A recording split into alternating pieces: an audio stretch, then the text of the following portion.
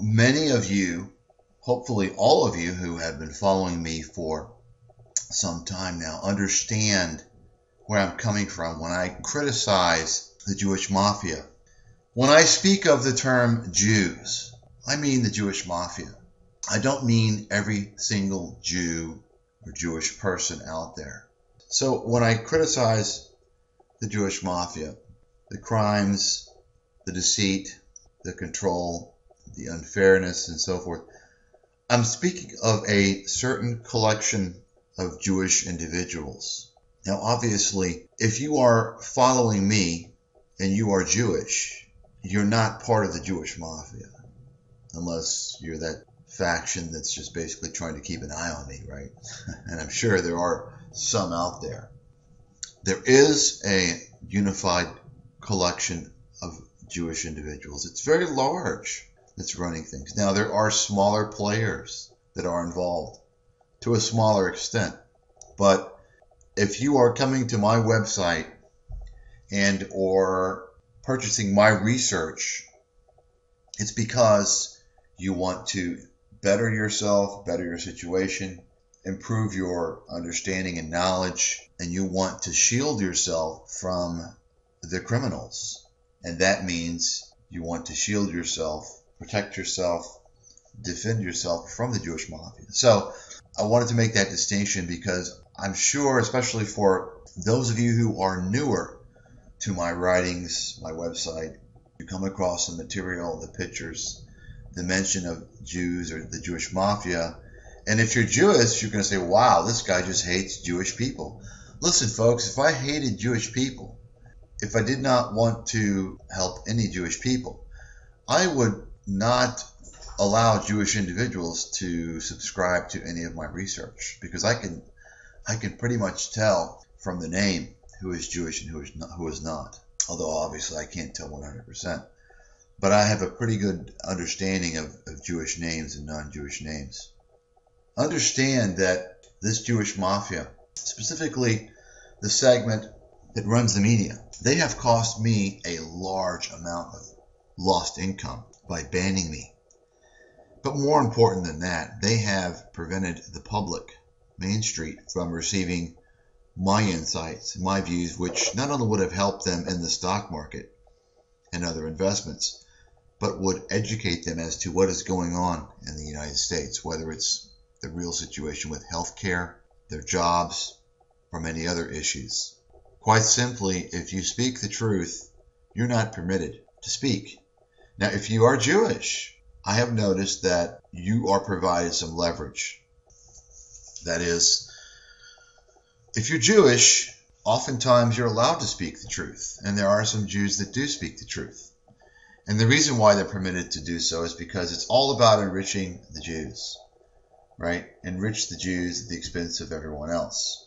So I wanted to point out that I always view an individual as the person first. I may have my own preconceived prejudicial viewpoints, and I think it's important for everyone to have those viewpoints.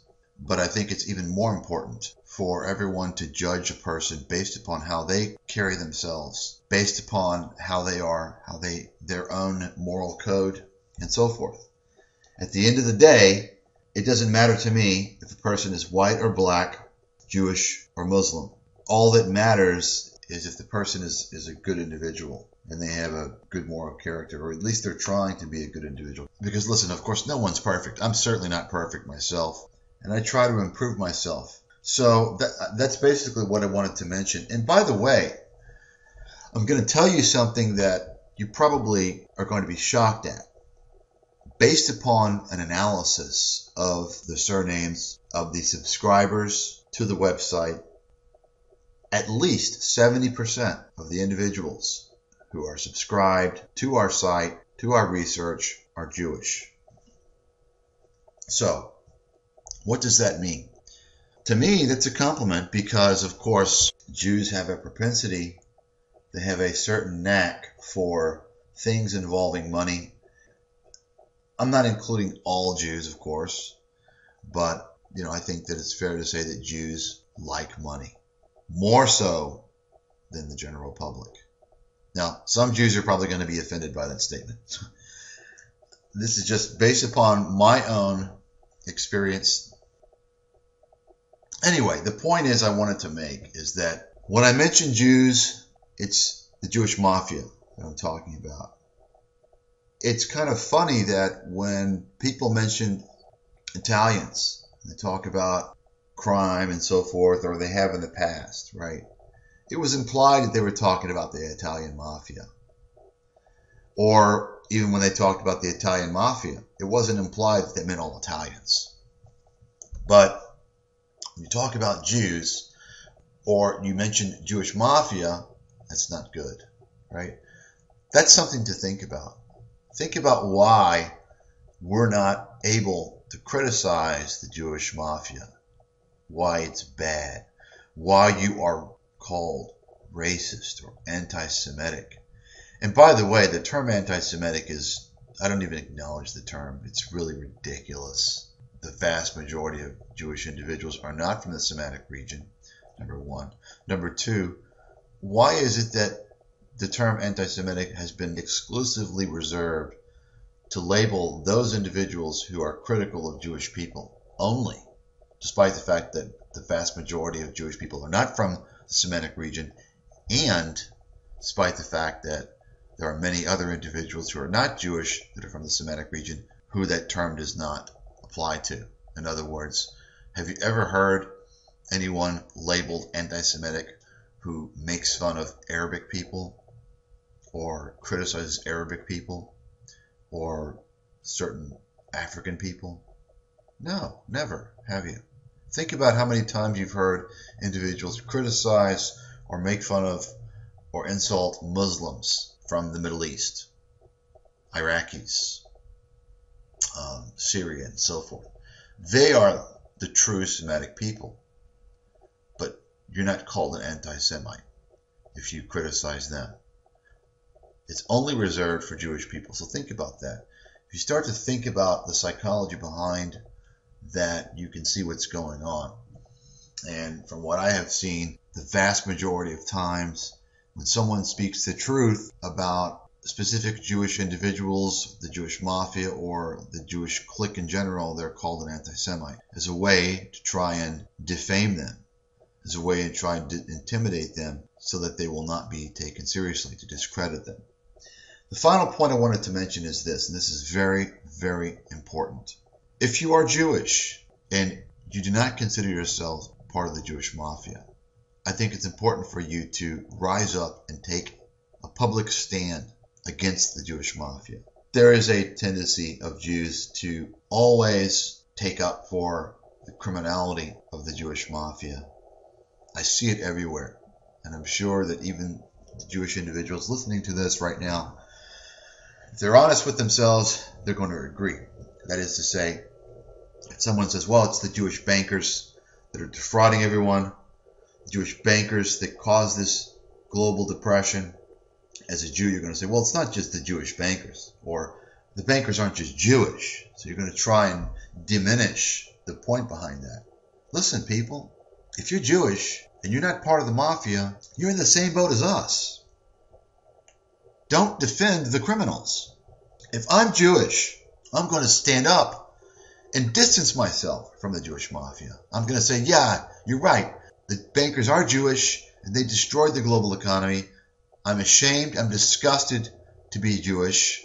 I don't consider myself anywhere part of this clan, and I want it to be known that their behavior, their actions are despicable, and I'll be right there on the front lines with everyone else rioting for their heads. If you do not do that, if instead you take up for the Jewish criminality, then you're going to be viewed as part of the Jewish Mafia, despite the fact that you lost your ass in the stock market, just like many other people. Despite the fact that you may have lost your job like many other people. Despite the fact that you are at the very bottom of the food chain when it comes to benefit attributed to Jews by the Jewish Mafia. If you do not separate yourself, distance yourself from these individuals, these criminals, you are going to be seen as a guilty player. So I want to challenge the Jewish individuals out there to stand up and help form a new image of Jewish people, that there are good Jewish people out there. And I know that there are good Jewish people out there. Jewish people in general tend to be very nice. There's a lot of very nice Jewish people. Obviously, I could go through and make a video on some of the favorable characteristics of Jews. The point is this.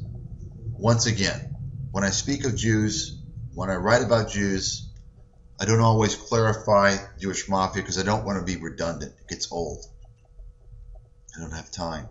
Speaking of the Jewish Mafia, and if you're not able to agree with me on these things, then I see that as a problem. If you are not able to stand up and distance yourself from these individuals and even publicly say, hey, you know what? I don't like this behavior. This is not good for humanity. It's not good for the United States or whatever country that you are in. Then I have a problem with that. You need to not focus so much on what is good for the Jews, but what is good for the society in which you live in. Because what is good for the Jews, which of course many Jews might say, hey, it's good to not, we don't want to raise attention to the Jewish criminality because that's bad for the Jewish name. Listen, what's bad for the Jewish name is if you do not distinguish that there are good Jews out there who don't approve of the Jewish criminality. That, in my opinion, is best for the Jews.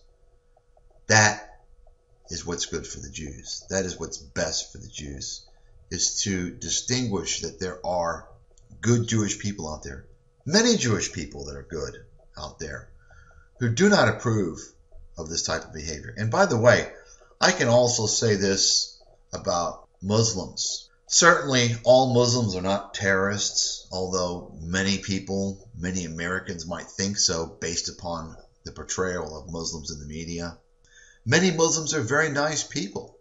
They're very respectful people. But when you have all these things going on out there, and you have at least terrorist activity that is attributed to Muslims, right? They're implicated, at least. I'm not going to say whether they're involved or not. And you don't have the Islamic leadership standing up and denouncing these things publicly. That's a problem. It makes it look like all Muslims are condoning this behavior. It gives them a bad name. And we have seen that, by the way. We've seen that over the past several years. The Muslim leadership has not stood up and said, hey, we denounce this. And I mean, and I'm talking about really taking a big stand on this. Haven't done so. And by not doing so, they have really tarnished their name. And it's unfortunate.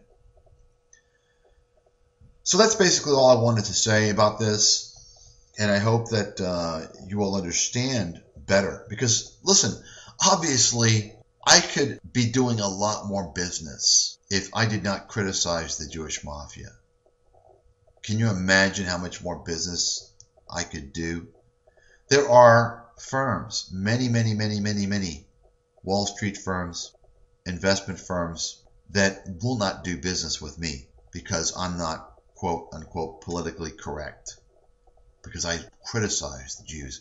I have to be the only financial professional in the world who is critical of the Jewish Mafia.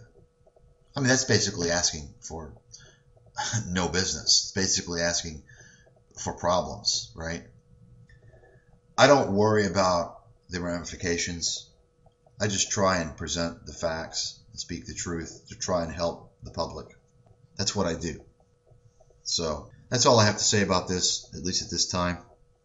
I hope I have provided some clarity for everyone who may be new to the website or may have misconstrued what I'm trying to get at.